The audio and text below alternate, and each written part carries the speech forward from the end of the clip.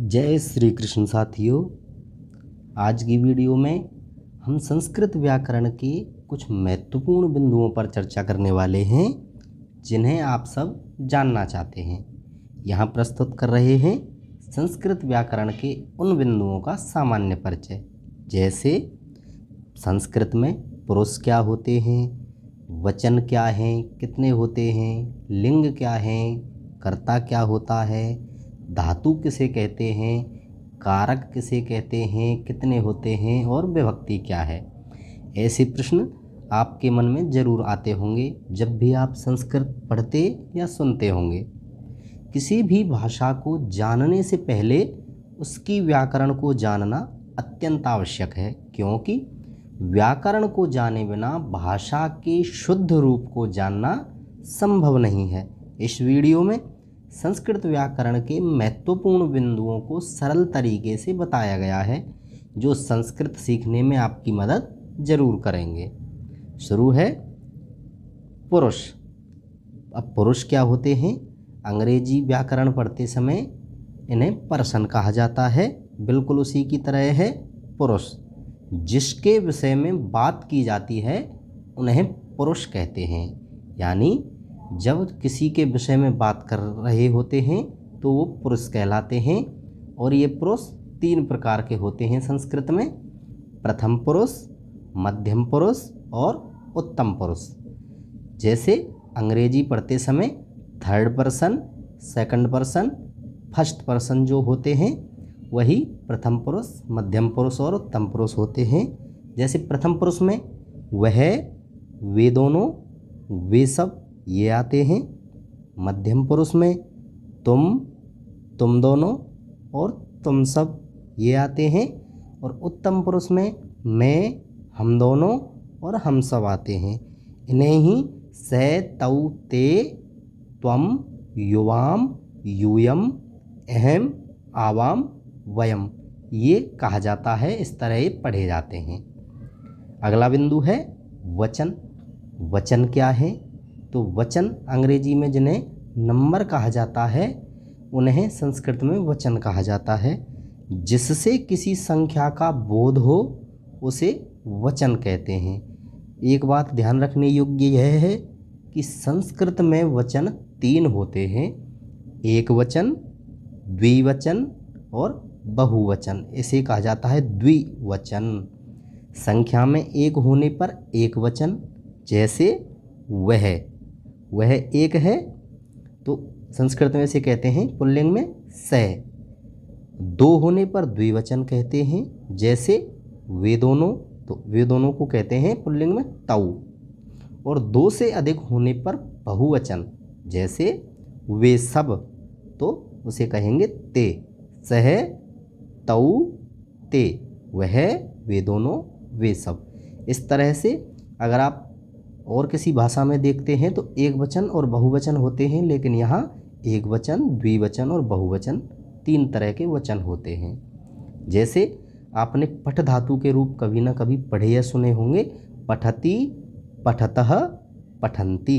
इन तीनों का अर्थ है पढ़ना, लेकिन किस तरह से है? पठति यानी एक वचन में एक व्यक्ति पढ़ता है, पठतः यानी दो व्यक्ति पढ़ते हैं, और पठन्ति यानी दो से अधिक यानी बहुवचन में या कई व्यक्ति पढ़ते हैं। इस तरह इनका अर्थ होता है। अगला बिंदु है लिंग। लिंग किसे कहते हैं? जेंडर को। जेंडर को लिंग कहा जाता है। यानी संज्ञा के जिस रूप से व्यक्ति या वस्तु की नर, मादा आदि जाति का बोध हो उसे व्याकरण में लिंग कहते हैं। यानी पुरुष जाति, स्त्री जाति या उसके अलावा किसी अन्य जाति का बोध हो, यानी पुरुष और स्त्री से भिन्न जाति का बोध हो, उसे व्याकरण में लिंग कहा जाता है। और संस्कृत में तीन लिंग होते हैं। एक होता है पुल्लिंग, यानी जो मनुष्य या पुरुष जाति का बोध कराता हो, मनुष्य नहीं पुरुष जाति का बोध कराता हो, उसे पुल्लिंग कहा जाता है। जैसे गजः यानी हाथी, मयूरः यानी मोर। अब यहाँ अर्थ पर नहीं जाना है। संस्कृत में ये याद रखना है कि अर्थ पर नहीं जाकर के शब्द से पता लगाना है कि शब्द पुल्लिंग का है या स्त्रीलिंग का है। अकारांत पुल्लिंग होते हैं, जो प्रथमा के एक वचन में होते हैं वो पुल्लिंग होते हैं। आगे स्त्रीलिंग। स्त्रीलिंग इसकी क्या है कि जो स्त्री जाति का बोध कराता हो, जो स्त्री जाति का बोध कराता हो उसे स्त्रीलिंग कहते हैं। जैसे माला यानी आकारांत शब्द, और नदी यानी ईकारांत यानी ई जिनके अंत में हो प्रथमा के एक वचन में और आ जिनके अंत में हो, ऐसे शब्द स्त्रीलिंग होते हैं। अन्य भी होते हैं पर वो विस्तृत रूप है। नपुंसकलिंग ये तीसरा है, न स्त्री न पुमान, यानी जो ना तो स्त्रीलिंग है ना पुल्लिंग है वो नपुंसकलिंग के अंदर आते हैं। जैसे फलम यानी फल, पुस्तकम यानी पुस्तक, ऐसे शब्द नपुंसकलिंग के अंदर आते हैं। आगे देखते हैं कर्ता क्या है। कर्ता यानी कार्य करने वाले को कर्ता कहा जाता है और अंग्रेजी भाषा में इसे सब्जेक्ट कहते हैं। जैसे वह पढ़ता है, अब यहाँ पर कार्य को करने वाला कौन है? वह, तो वह क्या है यहाँ पर? कर्ता। इसे ही संस्कृत में कर्ता कहा जाता है और संस्कृत में वह को कहते हैं पुल्लिंग में सह, क्योंकि यहाँ पढ़ता है, अगर पढ़ती होता तो बनता सा पठति, इस तरह से। आगे है 5वें नंबर पर धातु। अब ये धातु क्या है? संस्कृत व्याकरण में क्रियाओं यानी वर्ब, जो इंग्लिश में कहते हैं, क्रियाओं के मूल रूप को धातु कहते हैं। धातु ही संस्कृत शब्दों के निर्माण के लिए मूल तत्व है यानी कच्चा माल है। संस्कृत के सभी शब्द धातुओं से ही बने होते हैं। धातुओं से प्रत्यय आदि लगकर, उपसर्ग आदि लगकर नए नए शब्द बनाए जाते हैं।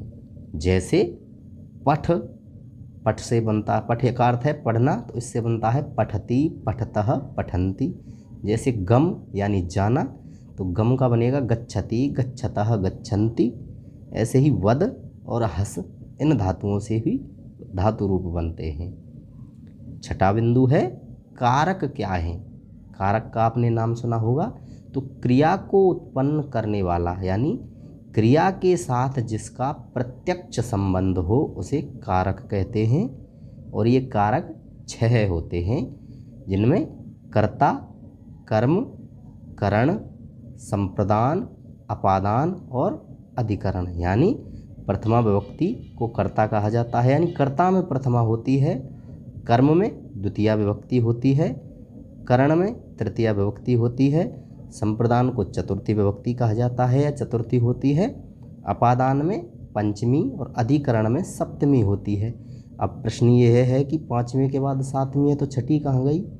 तो विभक्तियाँ 7 होती हैं, प्रथमा, द्वितीया, तृतीया, चतुर्थी, पंचमी, षष्ठी, सप्तमी। अब ये षष्ठी विभक्ति किस में होती है? तो यहाँ देखते हैं कारक चिन्ह। तो कारक चिन्हों के अनुसार संबंध, संबंध में षष्ठी विभक्ति होती है। संबंध जैसे माता का, पेड़ का, राजा की, है ना, इस तरह से का या की या के से जो शब्द जुड़े होते हैं उन्हें संबंध कहा जाता है और उन्हें षष्ठी होती है। अब कारक चिन्ह देखते हैं। कर्ता, कर्ता का चिन्ह है ने और इसमें प्रथमा विभक्ति होती है। जैसे राम ने फल खाया, तो ने कर्ता कौन है? ने राम में लगा हुआ है। ऐसे ही कर्म को द्वितीया, कर्म का चिन्ह है को, उसमें विभक्ति होती है द्वितीया। ऐसे ही करण, करण कहते हैं से या जिसकी सहायता लेते हैं उसे करण कहते हैं, तो उसमें विभक्ति होती है तृतीया। जैसे महेश बस से विद्यालय जाता है, तो सहायता किसके लिए? बस, तो बस में करण यानी तृतीया विभक्ति होगी। संप्रदान यानी के लिए, जिसके लिए दान देते हैं उसे संप्रदान कहा जाता है, उसमें चतुर्थी होती है। और भी कई नियम हैं। तो के लिए यानी चतुर्थी या संप्रदान। अपादान यानी जिससे अलग होते हैं उसे अपादान कहा जाता है और उसमें पंचमी विभक्ति होती है। संबंध यानी का, की या के से जो संबंध जुड़े हों उन्हें संबंध कहा जाता है और षष्ठी होती है। अधिकरण, अधिकरण यानी में, जैसे घर में, छत पर, घर पे, यानी आधार में अधिकरण संज्ञा होती है और अधिकरण में सप्तमी विभक्ति होती है। और संबोधन यानी 8वां चिन्ह है संबोधन। संबोधन के चिन्ह होते हैं हे, ओ, अरे। जैसे हे महेश, ओ राजू, अरे दोस्त या अरे मित्र। इस प्रकार के संबोधन शब्दों में प्रथमा विभक्ति होती है, कोई 8वीं विभक्ति तो होती नहीं है, तो ये प्रथमा का ही चिन्ह है। इस प्रकार संस्कृत व्याकरण के ये नियम आपके लिए संस्कृत पढ़ने और सीखने में अत्यंत सहायक सिद्ध हो सकते हैं। अगर आपको आज की वीडियो पसंद आई और कुछ भी नया सीखने को मिला हो तो वीडियो को लाइक अवश्य करें, इससे हमें नई वीडियो बनाने की प्रेरणा मिलती है। जय श्री कृष्ण।